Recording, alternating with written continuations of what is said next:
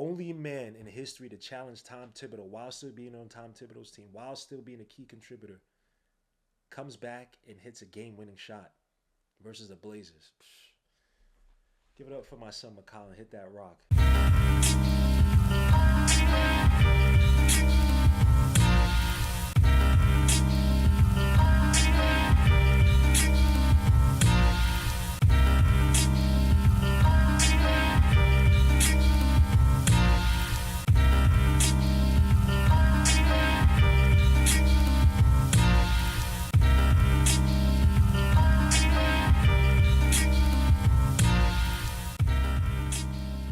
Before we get started, make sure to hit the like, subscribe to the channel. Make sure to hit the dark notification bell to get each and every notification for each and every video I put out there. It's your boy G Malesia Knicks. I appreciate you. God bless.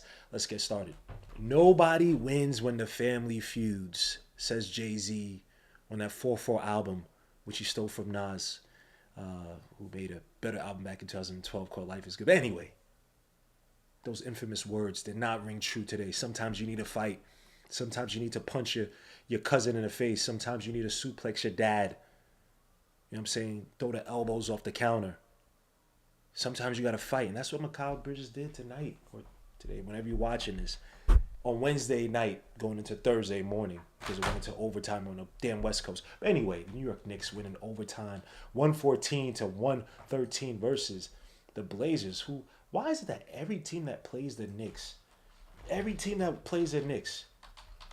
gets up to play against us? Don't matter if they're tanking. Don't matter if they only got 4 guys to be on the court. They always find a way to play up versus the Knicks. I don't get it. The Blazers are literally 13th in the Western Conference. Chill, relax, tank, end the season. But they don't, of course. Not against the Knicks. You can't. What palaver.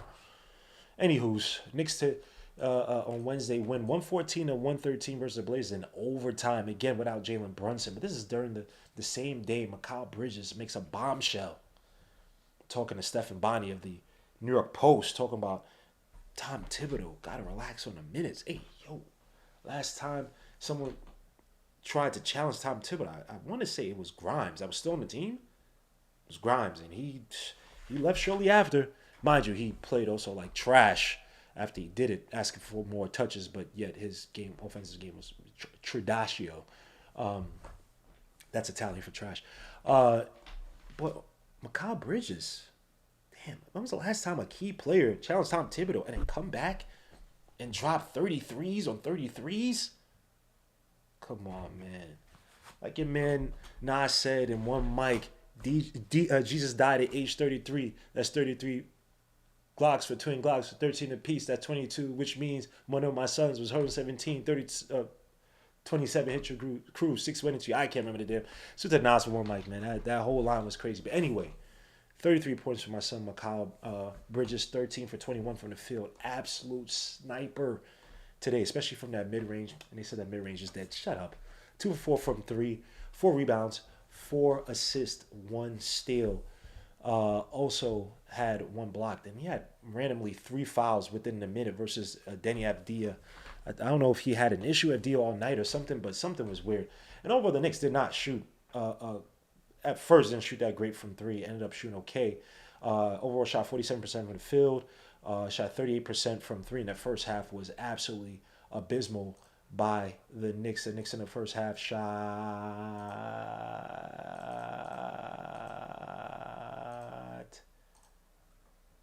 3 for 13 in the first half. Could not make a shot. It was an absolutely putrid game in that first half. First half it was 48 to 46. One of the worst offensive first halves, back and forth. I mean, the defense by the Knicks was solid, but again, the Blazers, young, precocious team, 14 turnovers. The Knicks, that was basically how the Knicks generated a good chunk of their offense. 17 points came off of turnovers, but that's then not a great conversion rate. 17 points off of 17 turnovers, you would expect a little bit more than that, at least a quarter more than that. But yeah, in that first half, man, the Knicks were just trying to find the bearings. And again, the thing is that the Knicks allow these teams, these young teams, to stay in there with them. We make stupid turnovers, stupid plays, can't hit shots at times. Not to say that's like you have to make, but it's like, damn, so against a team like this, you got to come out least shooting 35, 36% from outside. You know what I'm saying? He's shooting 23% from outside, man. It was absolute. But everything happened in the second half. Why are we talking about the first half? Why do we have to talk about the first half? It doesn't matter. Didn't Avdia did his thing in the first half, 14 points, 4-5 from the field, 3-4 from 3, 11 rebounds. Someone has to scoop this dude up. He's definitely shown to be a solid. I think he's going to be a solid role player in this league. He's going to be doing what he's been doing this season, really, elsewhere. If he's going to be on a playoff team, most likely not, but he's a guy that now he could space the floor, something that he couldn't do as a young player out in Washington. Could defend, just a really good glue guy. I hate the comparisons to Luka because he's not Luka at all. Doesn't play anything like Luka, but Deni Avdija was an absolute beast. And then Shaedon Sharpe, too. Shaedon Sharpe's game, bro. It's like, first half, 14.6% from the field, 2-5 from 3. It's almost like the pre-draft. I don't know, son. Man, 14 points, only ended up with 21 points, and dude, what you couldn't stop his shot really. Like, yes, he was 6-0 in the first half, but he was getting his shots when he wanted to. He had that dunk, baseline dunk, almost on Cat. But it's like he don't really, I don't know how to put it. Like he's just too cool for the school. Like okay. I'll give you the points. I don't know. I'm not saying he doesn't want it because I don't really know the guy's heart like that or nothing. But it's like he has all the tools to be that guy, to be one of those guys. And it's like, nah, it's okay. I'm cool. I'm good. I don't know. So I don't want to be mean, whatever. I have no reason to hate the guy. It's just I watched this guy in the first half. I'm like, how the hell are we gonna stop this dude Shaedon? How? And then second half, he just, I'm good. Dude, that's all too. Shooting 32% from 3 this season. Like, bro, 17.4 points a game. Like, I don't know, son. Maybe he needs 2 more years, something like that. He's going to have a lot of time with Billups, I guess. But, yeah, Shaedon Sharpe in that first half really scared me. But then the second half comes, man. Knicks start hitting from the outside. Thank God. Inshallah. And your man Mikal continued to hit. You had some turnovers, good defense by Deuce McBride. Point of attack defense that y'all talk about in that overtime fourth quarter was really showing up the defense because school turned into looking like G League Ignite school, looking like that first game versus win by Yama school. School tonight was a demon, my son. People were hating on my son's school, but of course I didn't want to do this against the Knicks. But one thing I like about this Knicks team, especially in that third quarter, you saw it. And you saw it throughout most of the game. The third quarter, you've seen in the Kings game. The ball movement. And it's not a knock on JB, but it's just a ball movement. And them trying to find advantages in a post, in the paint, against small defenders. How many times you saw against the Blazers, OJ Anunoby get that double, and then, get the ball in the post, and then the double will come, which is kind of stupid, because they sent the double so early, guys are cutting into the paint. Then they can pass a guy to cut into the paint, they can pass the guys on the outside, which they did several times tonight, or Wednesday. Right, and we had several opportunities or chances where we scored underneath off of cuts underneath. I just love that when we get the advantages. And I've seen Mikal in the post today or against the Blazers. I've seen OJ in the post. They got to Cat, especially in the first half. Cat would be stuck in the paint and just hit. He hit several hooks on Klingon. And Cat versus the Blazers had an okay game. It was 21 points. Was it? Can I get to the damn screen again? Was it 22 points for Cat? 22 points, 21 points, 8 for 12 from the field. Hit the 2 big threes back to back. One off of Josh Hart's offensive rebound when Josh does not get enough credit for the hustle he had today. Hustle hard, hustle stacks, hustle cold, hustle. I'm joking. They had one monster. They had one really good block too as well too.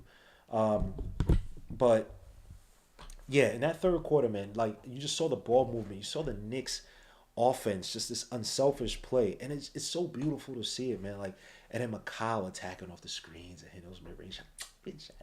But then Mikal got angry for something. Mikal is a moody mother effer, bro. He got a lot of KD genes, and I mean in the good and the bad.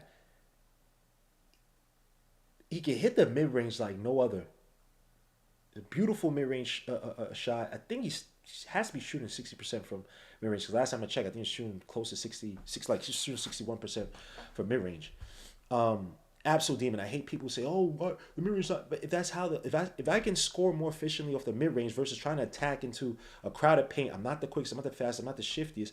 Why would I do that? And if I don't have the 3 point shot, what else am I going to do? Take the shot that's available and then defend on the other end. This could have easily been a blowout if the Knicks got some defensive stops. Remember, our rebounding hurt us too. Our rebounding hurt us a lot today, bro. We only had 38 rebounds. That might be a season low to their 52. You don't win. You typically don't win games when you lose a rebounding battle. Fortunately, the Blazers suck in terms of execution and making us pay. Again, a whole bunch of sloppy play by them, a whole bunch of turnovers. But yeah, in that third quarter, bro, it was absolutely beautiful to see. But again, a rebounding hurt us. OG couldn't continue to shoot hot versus the Blazers. OG versus the Blazers had 23 points. 8 for 20 from the field, only 40%, but 3 for 8 from 3. Hit some big shots from outside. 7 rebounds, 3 assists, 1 steal, 1 block. It's not necessarily that he had a crazy great game. It's that you saw the aggressiveness. He had some key 3-point shots to keep us in the game or to maintain a lead when we had it. But you're seeing aggressive by him. You're not seeing him fall to the ground as much too. Fast breaks. He had some nice fast break opportunities. Cat some good passes. To him one of these fast breaks. A lot of broken plays too by the Blazers. But you're seeing aggressive. You're seeing the health. That's the most important thing. And can Obi be an anchor going forward? As in a guy, not an anchor in terms of like carrying the team, but like I could just depend on you to give me a few threes. Give me 2 to 3 threes a game. Attack the closeout success release slightly below half the time. Oh, no. Attack the closeouts better than half the time. And shoot at least 46% from the field overall. That's why I'm depending on OJ. And then obviously you playing the defense, right? So today, man, yeah, it was a weird, sloppy game. We get into the fourth quarter. Mikal Bridges continues to shoot hot. Both teams sloppy. And then the Blazers started shooting threes out of nowhere. The Blazers started shooting threes out of nowhere. Like, who taught you how to shoot threes? I don't even think the Blazers aren't like a great 3-point shooting team. The Blazers aren't no damn great 3-point shooting team, bro. Out of nowhere, they started hitting threes against us. In the fourth quarter, bro, the Blazers they shot 4 for 6 from outside. Third quarter, let me see what they shot. They shot 5 for 9 from outside. This is after, in the first half, shooting a crappy ass, it's not the worst, but 8 for 23 from outside. Everybody was hitting shots from outside against the Knicks. It made no sense, man. Scoot hit some big threes. Denny hit a 3 in the fourth quarter. Anthony Simons hit that ridiculous 3 from far out. Remember, Henderson hit this 3 up the backboard to get it within 3. Man, this is just a weird game. It's like, and then of course you see the Knicks panicking. But what I liked late was Mikal Bridges handling the rock. It's a guy with 5 fouls, a guy who just had his tiff with Tom Thibodeau. Not a tiff, but he had his complaints publicized concerning Tom Thibodeau. And the thing I loved was that Tom Thibodeau trusted him. Tom Thibodeau might be turning a corner and be like, you know what? Fair enough. And then Mikal solidifies or validates his complaints by giving you a 33-point game in a game you needed. I don't care what no one says. We need to beat these teams. You need to win as many Jalen Brunson games as possible. I don't want to freaking lose a third spot. You know what I'm saying? We just have to keep us in the third spot. Get these guys. Get us to where we have an offense where we can operate away from Jalen Brunson. So when Brunson comes back, he's a plus multiplier. We know he fits. It would fit seamlessly with Jalen Brunson's offense. What we're doing now should fit seamlessly with Jalen Brunson's offense. So by the time we get to the playoffs, we're that much more better of an offensive squad. But yeah, man, that fourth quarter was weird, and Scoot destroyed everybody. I don't care what no one says, man. Yes, Scoot, you be losing me money on parlays because you can't get 15 points or 13 points like I need you the other night. But Scoot Henderson, absolute demon.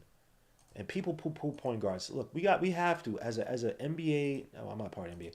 But as a basketball culture, we got to stop throwing away the book, throwing away the hopes on young point guards when they're just figuring it out. That's not to say Scoot's going to be a Hall of Famer or All-Star, but it's like I know what I saw from the G League. That dude he's a bull, man. 30 points today versus the Blazers. 10 for 16 from the field, 4 from 3. 3 rebounds, 1 assist. I'm sorry, 2 assists, excuse me. Been a game that you needed him to score. And, of course, the Blazers just too sloppy of a team. But Scoot today, man, Scoot versus the Blazers was absolutely amazing. Point of attack, shifty. They gave him some BS foul calls. That foul call by Mitch was terrible. because I could argue that the Miles McBride block, where I think it was Scoot that he got about, you could argue that was a foul. That was more foul than one on Mitch. But anyway, Scoot Henderson was an absolute beast, and he killed Miles' point of attack. He killed Mikal's point of attack. And it goes to show you again, look, when you give these guys minutes, and again, Mikal had to play the minutes today, so it wasn't a thing of like, don't, he had to play those minutes.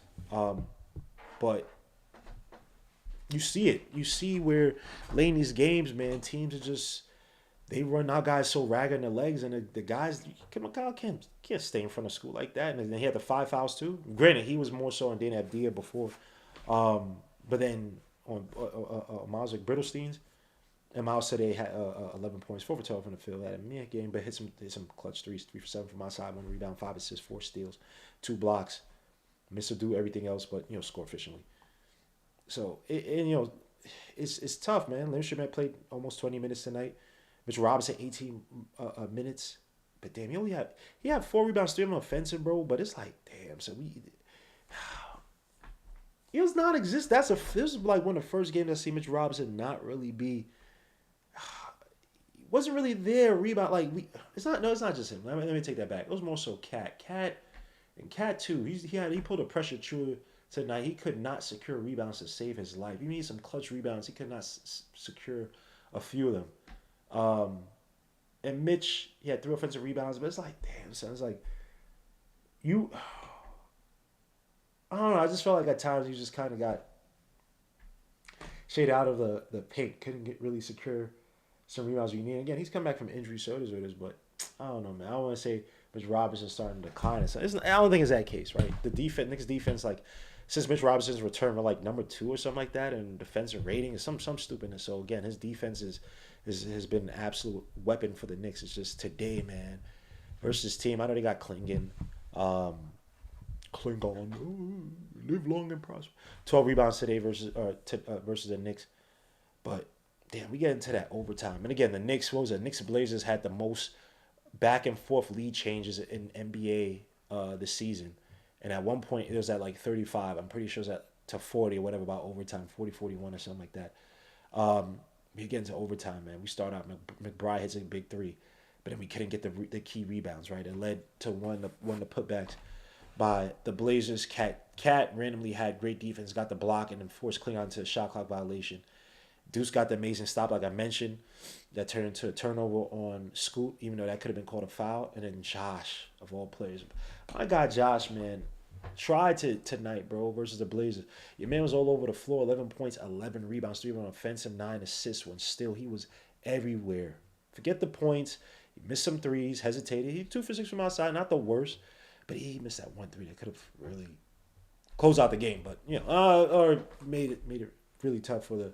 I think he would have gotten us up by 4, if he hit that 3. Hesitate a few times again. Be aggressive, Josh. We don't care if you miss the shots like that. We just need you to take the chance, be a threat, because we know you can hit a few.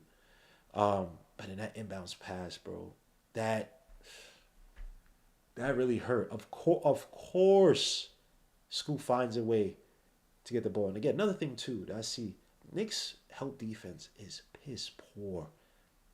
Too late. Like, if you see a guy doing a curl in the corner or off the corner to tack off the wing, you know what he wants to do. The help should be there right away. I see the Celtics. Teams try to run that crap on the Celtics. The help is right there. Boom. They see the play. And that's what Tom Thibodeau has to teach these kids. Diagnose defensive plays before they even happen. You should not be late on that play. He's not going to come back over the screen. And if he does, he's stuck. Or he should be. Or it's going to be a lot tougher for him. Why would he do that? The defender's there. He closes off the path. He's going to try to come back. He'll run to the defender. So he's going to attack. You see he's going to attack off the... You guys got to step up. Why are you guys late? And I've seen that several times versus the Blazers. Sorry, I'm coming out with a cold or something. So I was just bad by the Knicks. But of course, my son, my done life, after screaming at the towers, telling your man, Tibbs, yo, come on, son. And everybody's quiet like, yo, hey capo. Talk to it. You talk to it. Talk. He talking to you? And Tim's like, me? You talking to me, Chico? Your man, son, your man. passes. I forget, what was it, Josh or McBride, whatever. Get right back to him to give the give back. Your man running off the left, clinging. Played as good as you could laterally coming off. That's the little handoff.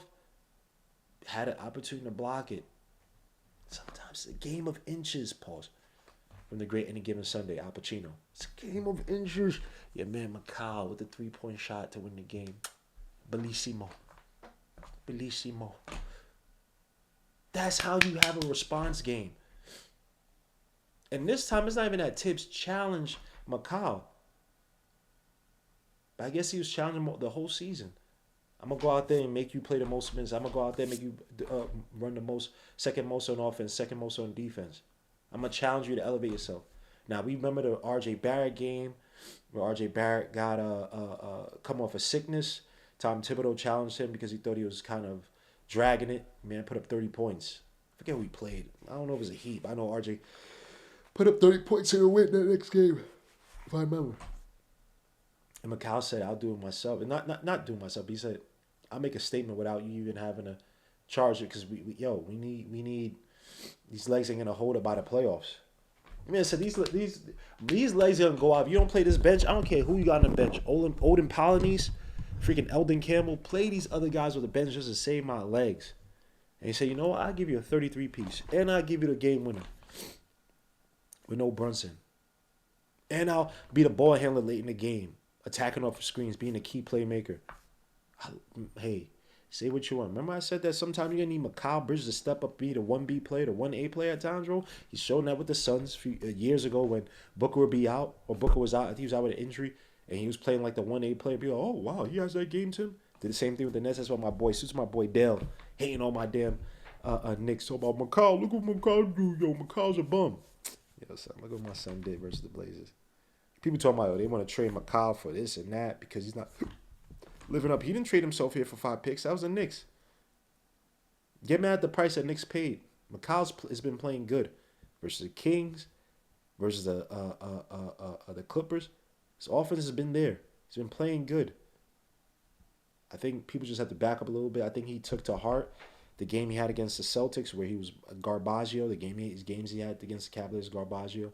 I think Mikal's starting to get it. He understands the gravity of putting on that New York Knicks jersey. He don't really be smiling in post game interviews. He don't want no niceness from you. He don't want no positive reinforcement from you. He sees war. He sees blood. Straight battles. Straight Hannibals. Straight Roman empires. Straight Ottoman Turks. Straight evils. So I got snot coming. Dude, I got phlegm. I'm sick. That was disgusting. I'm sorry. But what Mikal Bridges show versus the Blazers, bro, is what the Knicks have been yearning. And you want guys to step up. And now he's bought himself some cachet. Hey, Tibbs, I'm your point of attack defender. I'm your scorer, your scoring wing. Now I'm your playmaking ball handler with Tom Brunson out. Give me some reprieve, please. And Tom Thibodeau didn't do nothing weird tonight.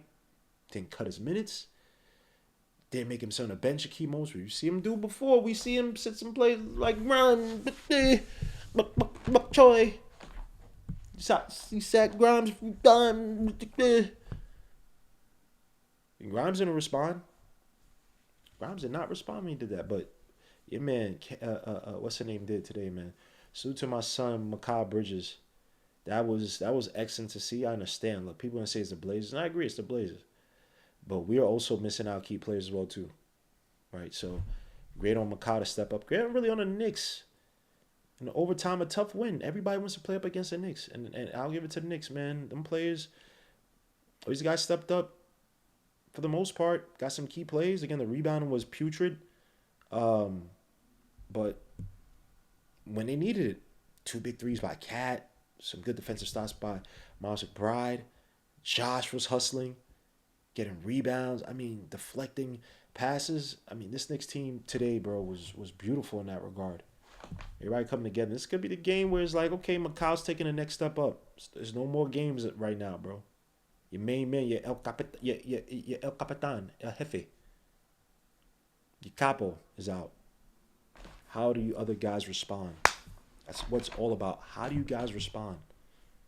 How can you guys be an even better team that when Brunson comes back, you feel comfortable playing a team like the Cavaliers, a team like the Celtics? You feel comfortable with guys making key plays, not named Brunson. You feel comfortable winning a game with your defense and rebounding when your shots are off to be able to hold it down into the second half. That's what it's all about. But guys, let me know your thoughts, your comments, and this beautiful overtime, fun, exciting, ugly first half, but definitely one of the better,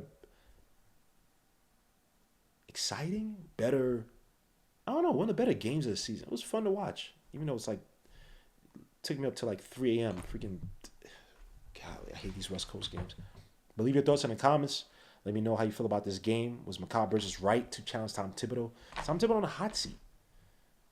This is locker room starting to crack. But is this the glue that Mikal Bridges win? Is that the glue that's helped binding the cracks? Does this win help Mikal Bridges win even more cachet in the locker room? Is he now one of the leaders alongside of Brunson? Is he the number 2 guy right now with Brunson out? Can the offense go through Mikal Bridges? And obviously screens. Let me know your thoughts in the comments. Your boy Gmo, leads you the Knicks. I appreciate you. Peace, Lou. God bless. I'll see you guys on the next one.